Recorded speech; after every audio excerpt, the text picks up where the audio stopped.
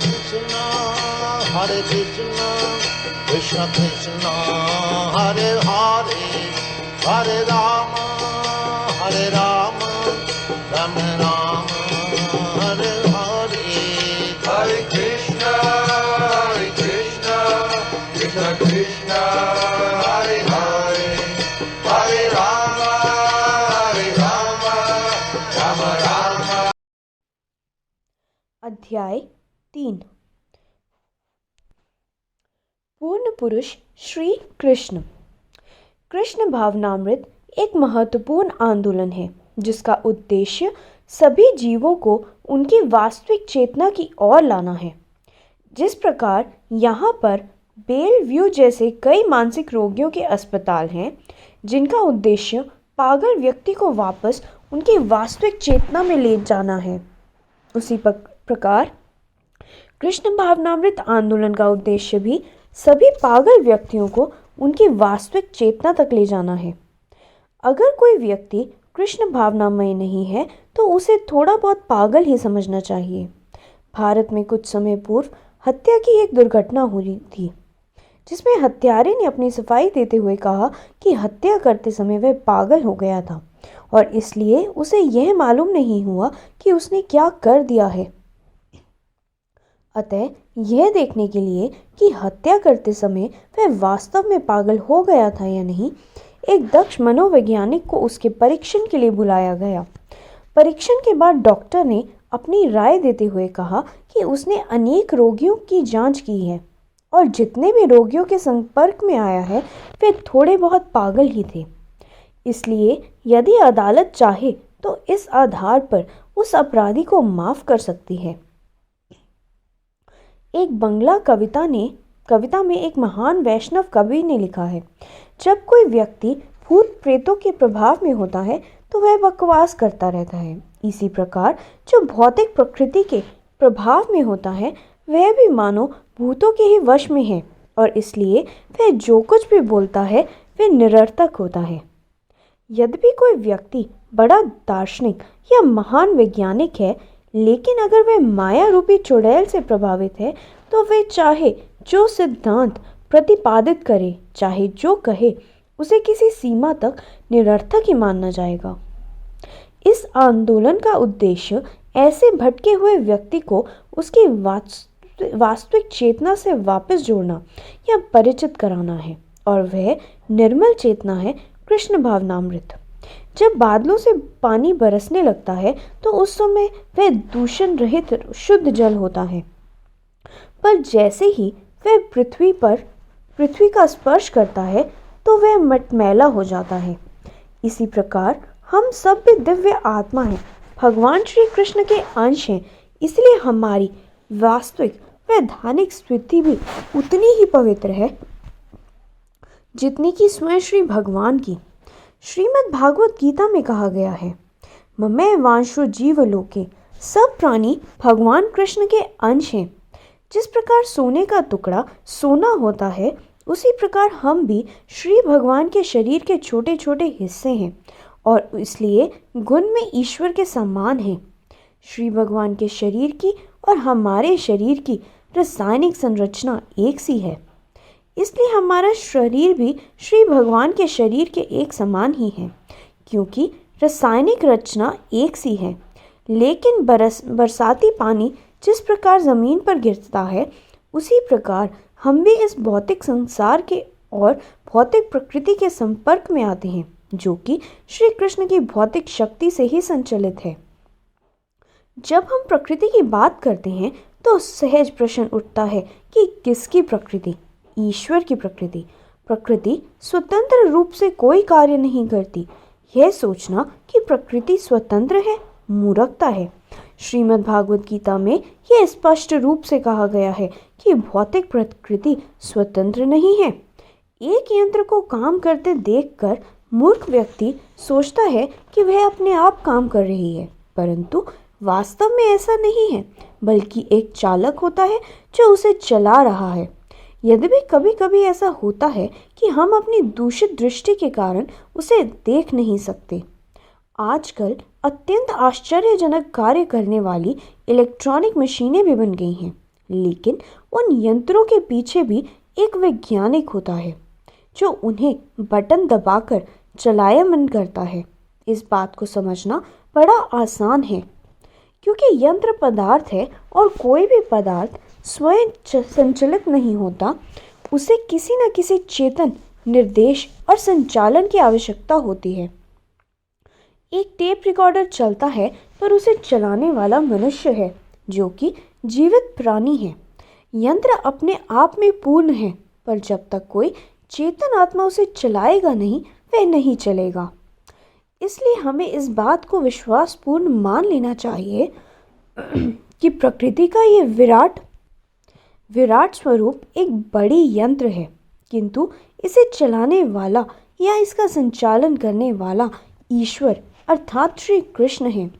श्रीमद् भागवत गीता में भगवान श्री कृष्ण कहते हैं, मयाध्यक्षेण प्रकृति सूयते सचार चरारम, अर्थात सारी भौतिक प्रकृति मेरे निर्देश और मेरी इच्छा के अनुसार काम कर रही है। इस संसार में दो प्रकार के जीव होते हैं, चल और अचल। भगवान श्री कृष्ण कहते हैं कि भौतिक प्रकृति जो कि इन दोनों प्रकार के तत्वों का नियंत्रण करती है, उनके निर्देश के अनुसार काम करती है। एक सर्वोपरि सत्ता है जो सबको नियंत्रण रखता है। सही ज्ञान के अभाव के कारण आधुनिक समाज या सभ्यता इस बात को नहीं समझ सकते हैं। इसलिए हमारा कृष्ण भावनामृत आंदोलन इस बात को लोगों को समझाने का प्रयत्न कर रहा है, क्योंकि मनुष्य प्रकृति के सत्व, रज और तमोगुण से प्रभावित होकर कार्य करते हैं। इसीलिए वे पागल जैसे हैं, वे अपनी सहज स्वाभाविक अवस्था में नहीं हैं। विश्व में और विशेषकर अमेरिका में अनेक विश्वविद्यालय हैं और विभिन्न शैक्षणिक विभाग हैं, लेकिन वहाँ पर इस बात की चर्चा क्यों नहीं की जाती? इस ज्ञान को प्राप्त करने का विभाग कहाँ पर है? एक बार जब मैं बॉस्टन गया और मुझे वहाँ पर तकनीकी संस्थान में भाषण देने के लिए आमंत्रित किया गया, वहाँ पर मैंने पहले सवाल किया था कि वह तकनीकी विभाग कहाँ पर है जो जीवित और मृत व्यक्ति के बीच के अंतर की खोज कर रहा है। जब एक व्यक्ति मर जाता है तो इसका अर्थ है कि कोई चीज़ चली गई है। अब कौन सी ऐसी तकनीक है जो उस चीज़ को वापस ला सकती है? वैज्ञानिक इस बात का प्रयत्न क्यों नहीं करते हैं? वे ऐसा प्रयत्न इसलिए नहीं करते हैं क्योंकि ये बहुत कठिन विषय है, इसलिए वे इसे एक और रख देते हैं। वे खाने, सोने, आत्म सुरक्षा और यौन तुष्टि की तकनीक में बड़ा व्यस्ततापूर्वक जुटे हुए हैं, पर यह तकनीक तो पाशविक तकनीक है। पशु भी अच्छी तरह से खाने का, सोने का, आत्म सुरक्षा करने का प्रयत्न करते हैं। जो मनुष्य के ज्ञान है और तो मनुष्य के ज्ञान में और पशु के ज्ञान में क्या अंतर है? मनुष्य की बुद्धिमत्ता इसी में है कि वह ऐसी तकनीक की खोज करे जो कि जीवित और मृत मनुष्य के अंतर को स्पष्ट कर सके। श्रीमद् भागवत गीता के आरंभ में ही श्री भगवान श्री कृष्ण ने यह आध्यात्मिक ज्ञान सिखाया था। अर्जुन श्री भगवान से एक मित्र की तरह बात कर रहा था। यद्यपि श्री कृष्ण से उसने जो कुछ भी कहा वह सही था, पर वह एक सीमा तक ही सही था। उस सीमा के बाद ज्ञान के और भी विषय हैं जिन्हें अधोक्षज कहते हैं, किंतु क्योंकि हमारे भौतिक ज्ञान की सीधी अनुभूति उन तक नहीं पहुंच सकती या उन्हें हम नहीं समझ सकते। जिन चीज़ों को हम अपनी सीमित दृष्टि से नहीं देख सकते, उनको देखने के लिए हमारे पास अनेक शक्तिशाली सूक्ष्म दर्शक यंत्र हैं, लेकिन ऐसा कोई सूक्ष्म दर्शक यंत्र नहीं है जो हमें शरीर के भीतर की आत्मा को दिखा सकते, परंतु आत्मा तो विद्यमान है ही। श्रीमद् भागवत गीता हमें सूचित करती है कि इस शरीर के अंदर ही एक स्वामी है। मैं अपने शरीर का स्वामी हूँ और दूसरे अपने शरीरों के। मैं कहता हूँ मेरा हाथ, यह नहीं कहता मैं हाथ, इसलिए चूंकि ये मेरा हाथ है, मैं इस हाथ से भिन्न हूँ। जब मैं कहता हूँ मेरी पुस्तक, तो इससे यह सूचित होता है कि पुस्तक मुझसे भिन्न है। इसी प्रकार यह मेरी मेज़, मेरी आंखें, मेरा पैर, ये मेरा वह, किंतु ये मैं है क्या? इस प्रश्न का उत्तर ढूंढना ध्यान है। कोई पूछता है, मैं कहाँ हूँ, मैं क्या हूँ? पर इस प्रकार के प्रश्नों का उत्तर हम भौतिक प्रश्नों के द्वारा नहीं दे सकते। इसलिए सभी महाविद्यालय इस प्रश्न को यह कहकर अलग रख देते हैं कि यह बहुत कठिन विषय है। इंजीनियर्स को इस बात का बहुत अभिमान है कि उन्होंने बिना घोड़े की गाड़ी का निर्माण कर लिया है। पहले समय में गाड़ियों को घोड़े खींचते थे, किंतु अब कारें बन गई हैं और वैज्ञानिक इसके लिए अत्यंत गर्व करते हैं। वे कहते हैं, हमने बिना घोड़े की गाड़ियाँ और बिना पंखों के पक्षी का आविष्कार कर लिया है।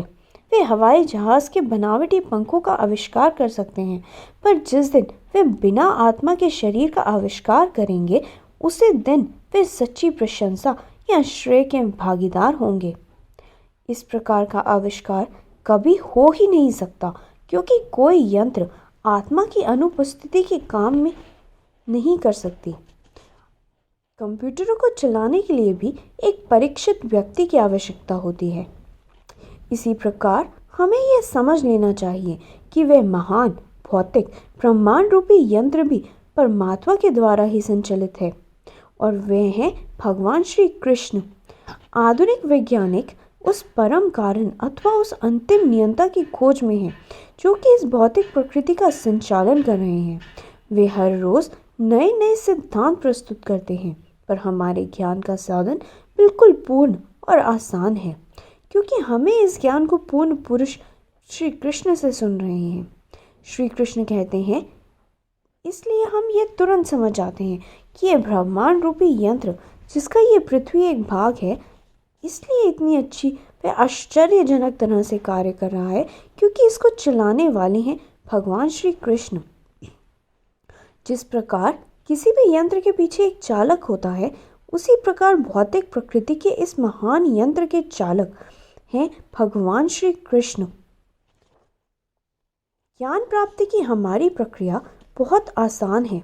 श्रीमद् भागवत गीता ही हमारे ज्ञान का स्रोत है, जिसमें पूर्ण पुरुष श्री कृष्ण ने दिया था।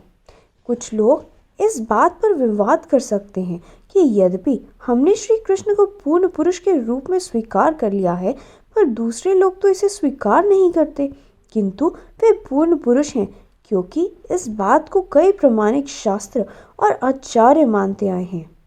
ये हमारी सनक नहीं है कि हम श्री कृष्ण को परिपूर्ण मानते हैं। नहीं, ऐसा कोई वैदिक अधिकारी है जैसे श्रील व्यास देव, जिन्होंने समस्त वैदिक साहित्य की रचना की है, जो इस बात को स्वीकारते हैं। ज्ञान का सारा खजाना वेदों में समाहित है, और उनके लेखक श्रील व्यास देव श्री कृष्ण को भगवान स्वीकार करते हैं। उनके गुरु श्री नारद मुनि और श्री नारद मुनि के गुरु ब्रह्मा तक श्री कृष्ण को भगवान स्वीकार करते हैं। ब्रह्मा जी कहते हैं, ईश्वर परम कृष्ण अर्थात श्री कृष्ण ही सर्वोच्च नियंता हैं। कोई भी व्यक्ति यह नहीं कह सकता कि उसका कोई नियंता नहीं है। ये संभव ही नहीं है। हर व्यक्ति, चाहे वह कितना बड़ा अधिकारी क्यों न हो, उसे नियंत्रित करने वाला भी कोई ना कोई होता है, पर श्री कृष्ण का नियंता कोई नहीं है। इसीलिए वे श्री भगवान हैं। वे सबके नियंता हैं, किंतु उनका नियंता कोई नहीं है। आजकल बहुत से तथाकथित श्री भगवान पैदा हो गए हैं। श्री भगवान आजकल बहुत सस्ते हो गए हैं। विशेषतः भारत से ही उनका आयात हो रहा है। दूसरे देशों में लोग भाग्यशाली हैं, क्योंकि वहाँ पर भगवानों का निर्माण नहीं होता, पर भारत में करीब करीब हर दिन एक नए श्री भगवान का निर्माण होता है। मेरे एक शिष्य ने अभी हाल ही में मुझे बताया कि एक श्री भगवान भारत से लॉस एंजलिस आ रहे हैं, और लोगों से वहाँ पर प्रार्थना की गई कि वे उनका स्वागत करें। श्री कृष्ण इस तरह के श्री भगवान नहीं हैं। मैंने अपनी पुस्तक लीला पुरुषोत्तम भगवान श्री कृष्ण में बताया है कि श्री कृष्ण ऐसे भगवान नहीं हैं जिनका निर्माण किसी योग की फैक्ट्री में हुआ है। नहीं, वे तो श्री भगवान हैं। उन्हें श्री भगवान बनाया नहीं गया है, वे पहले से ही श्री भगवान हैं। इस विशाल भौतिक प्रकृति के प्राकट्य के पीछे ईश्वर का हाथ है, श्री कृष्ण का हाथ है, और उसे सभी अधिकारियों ने स्वीकार किया है। हमें इस ज्ञान को स्वीकार करना चाहिए जिसे हमारे महान अधिकारियों और आचार्यों ने स्वीकार किया है। शिक्षा प्राप्ति के लिए हमें गुरु के पास जाते हैं अथवा स्कूल जाते हैं अथवा माता पिता से ज्ञान ग्रहण करते हैं। वे सब हमारे लिए अधिकारी हैं तथा हमारी ये प्रकृति है कि हम उनसे सीखें। बचपन में हम पूछा करते थे, पिताजी यह क्या है? पिताजी उत्तर देते थे, ये मेज़ है, ये कलम है, ये चश्मा है। इस तरह बच्चा अपने माता पिता से सीखता है। ये मेज़ है, ये चश्मा और ये कलम, ये मेरी बहन है, ये मेरा भाई है, आदि आदि। इस प्रकार यदि हम किसी अधिकारी से कोई जानकारी प्राप्त करते हैं और वह अधिकारी धोखेबाज नहीं हो तो उससे हम प्राप्त हमारी जानकारी सही है। जब तक एक पुत्र माता पिता से कुछ पूछता है तो वे उसे कभी नहीं छलते, बिल्कुल नहीं, बल्कि उसे बिल्कुल सही जानकारी देते हैं। यदि सही व्यक्ति से हम सही जानकारी मिले तो वही सच्चा ज्ञान है। लेकिन हम अगर केवल अंदाज़ा लगाकर किसी नतीजे तक पहुंचना चाहते हैं तो वह ज्ञान अपूर्ण है। यह प्रक्रिया कभी पूर्ण नहीं होगी, यह सदैव अपूर्ण रहेगी, क्योंकि हमने अपनी जानकारी पूर्ण पुरुष श्री कृष्ण से प्राप्त की है। इसलिए हम जो कुछ बोलते हैं वह परिपूर्ण है, सही है। मैं कोई ऐसी बात नहीं कहता हूँ जिसे श्री कृष्ण के अथवा उन्हें स्वीकार करने वाले अधिकारियों ने नहीं कही हो। इसी को शिष्य परंपरा कहते हैं। यही कृष्ण भावनामृत है। श्रीमद् भागवत गीता में श्री कृष्ण ज्ञान प्राप्ति की इस प्रक्रिया की संस्तुति करते हैं। प्राचीन काल से ज्ञान उन महान राज ऋषियों द्वारा परंपरा के रूप में चला आ रहा है जो कि इस विषय के अधिकारी थे। आजकल सरकार या राष्ट्रपति ही अंतिम प्रमाणिक अधिकारी हैं। पहले वे अधिकारी या राजलोक ऋषि थे जो महान विद्वान तथा भक्त थे, साधारण व्यक्ति नहीं थे। राजकाज का वह तरीका बहुत अच्छा था। एक गुणवान और परिशिक्षित व्यक्ति राज्य के कार्य को शांतिपूर्वक चला सकता था। वैदिक साहित्यों में हमें राजाओं की संपूर्णता के इस प्रकार कितने ही उदाहरण मिलते हैं। ध्रुव महाराज का उदाहरण उनमें से एक है। ध्रुव महाराज ने श्री भगवान को प्राप्त करने के लिए जंगल में जाकर कठोर तपस्या की और केवल 6 महीनों में ही श्री भगवान को प्राप्त कर लिया। कैसे? उनकी उम्र केवल 5 वर्ष की थी और वे एक राजा के पुत्र थे। उनका शरीर बहुत कोमल था, पर अपने गुरु श्री नारद मुनि के निर्देश के अनुसार वे अकेले ही जंगल में चले गए।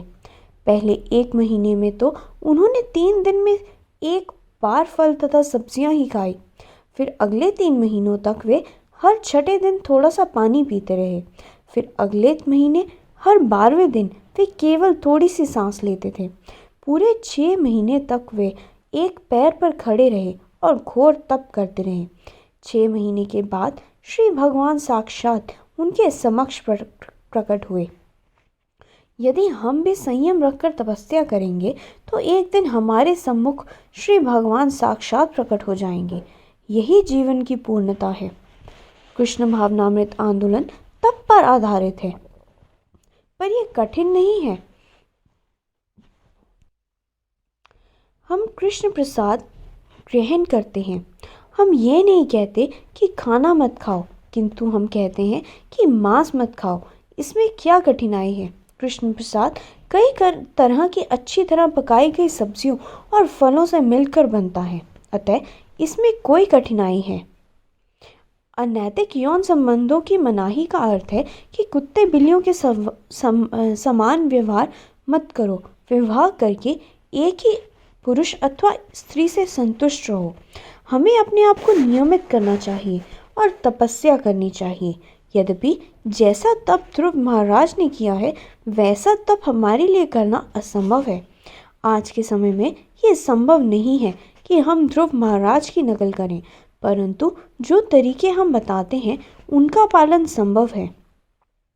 जो कोई इन नियमों का पालन करेगा वह कृष्ण भावनामृत में आध्यात्मिक प्रगति कर सकेगा। जैसे जैसे एक व्यक्ति कृष्ण भावनामृत में प्रगति करता चलता है वैसे वैसे उसका ज्ञान भी पूर्ण होता रहता है। एक ऐसा वैज्ञानिक या दार्शनिक बनने का क्या लाभ जो कि यह भी नहीं बता सकता कि उसका अगला जन्म क्या होगा।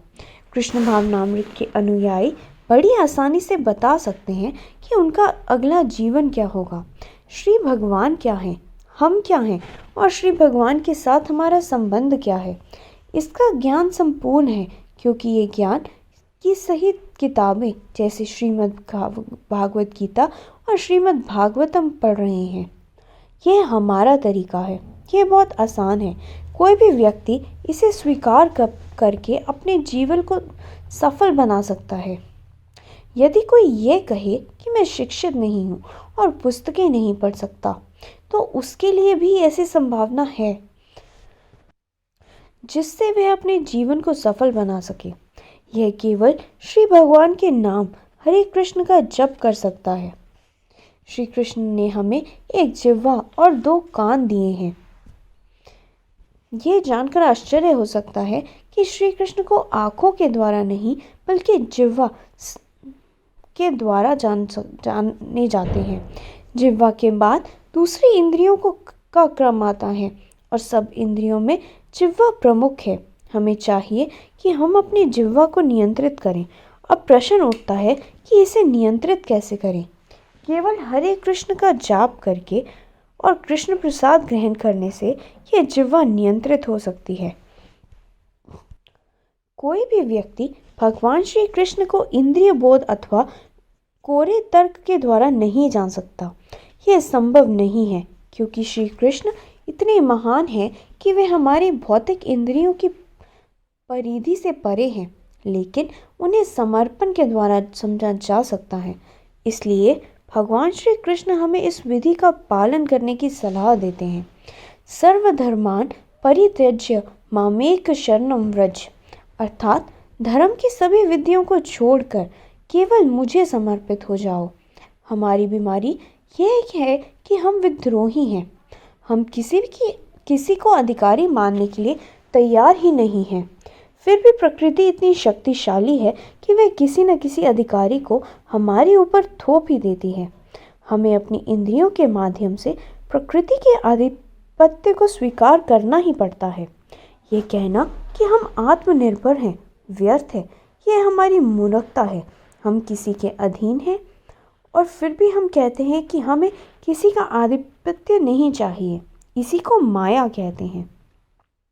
हालांकि हमसे थोड़ी सी स्वतंत्रता अवश्य है कि हम ये चुन सके कि हम अपनी इंद्रियों का आधिपत्य स्वीकार करें या श्री कृष्ण का, किंतु सबसे बड़े और परम अधिपति तो भगवान श्री कृष्ण ही हैं, क्योंकि वे हमारे शाश्वत शुभ चिंतक हैं और वे हमेशा हमारे हित की ही बात करते हैं। जब हमें किसी को आधिपत्य स्वीकार करना ही है तो क्यों न श्री कृष्ण को ही अपना अधिपति बनाएं। केवल श्रीमद् भागवत गीता और श्रीमद् भागवतम से ही उनकी महिमाएं सुनकर और उनके नाम हरे कृष्ण का जाप करके हम बड़ी तेजी से अपने जीवन को संपूर्ण बना सकते हैं। हरे कृष्णा।